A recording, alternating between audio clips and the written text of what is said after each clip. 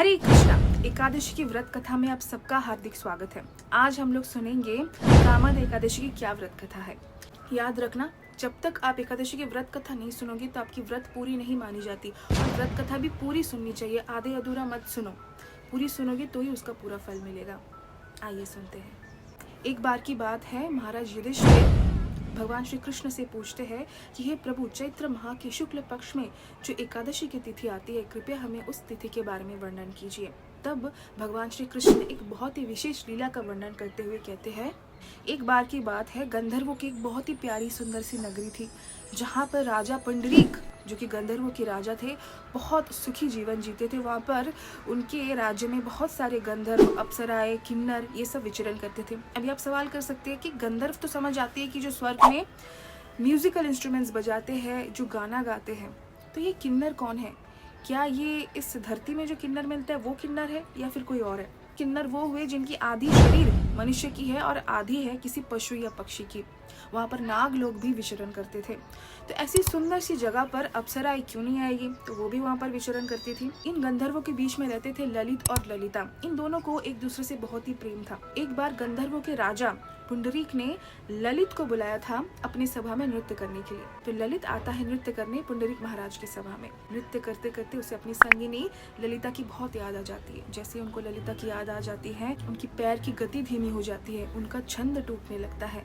ये सब वहाँ खड़ा एक नाग ने देख लिया और जा करके महाराज पुंडरीक को बता दिया कि देखिए, आपने इसको बुलाया है नृत्य करने के लिए, परंतु ये इतना मूर्ख है कि आपकी सेवा में ये अपने आप को प्रस्तुत भी नहीं कर पा रहा है। ऐसा सुनते ही महाराज पुंडरीक बड़ा ही क्रोधान्वित हो जाते हैं और जाकर के श्राप दे देते हैं उस गंधर्व ललित को कि जाओ, तुम एक दानव का शरीर तुम्हें प्राप्त हो। श्राप मिलने के तुरंत बाद ललित को प्राप्त होता है एक दानवीय शरीर।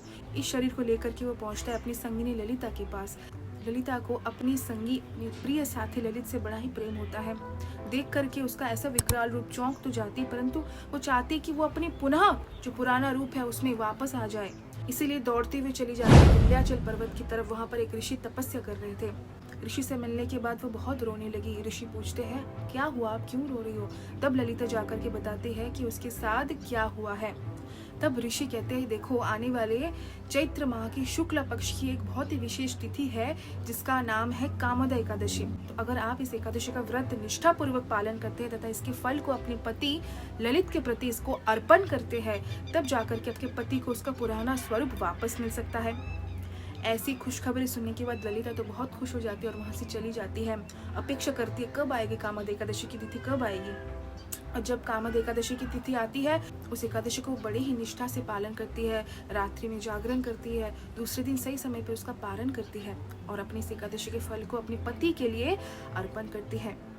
ऐसा करने के बाद तुरंत ही उसके पति को अपना पुराना जो रूप है वो वापस मिल जाता है और दोनों सुखी जीवन जीते हैं।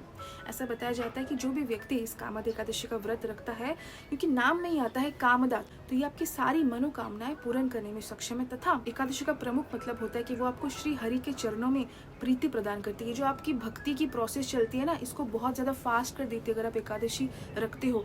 आशा है कि आपको वीडियो अच्छी लगी है, तो कृपया करके इस वीडियो को आप उनको शेयर कर दे जो हर बार एकादशी रखते तो है लेकिन व्रत कथा नहीं सुनते। और वीडियो अच्छी लगी है तो जाने से पहले don't forget to drop me a beautiful comment, because मैं आप सबकी कमेंट पर्सनली पढ़ती हूँ। Don't forget to subscribe to my channel. Also meet you in the next video. तब तक के लिए हरे कृष्णा, जय श्रील प्रभुपाद।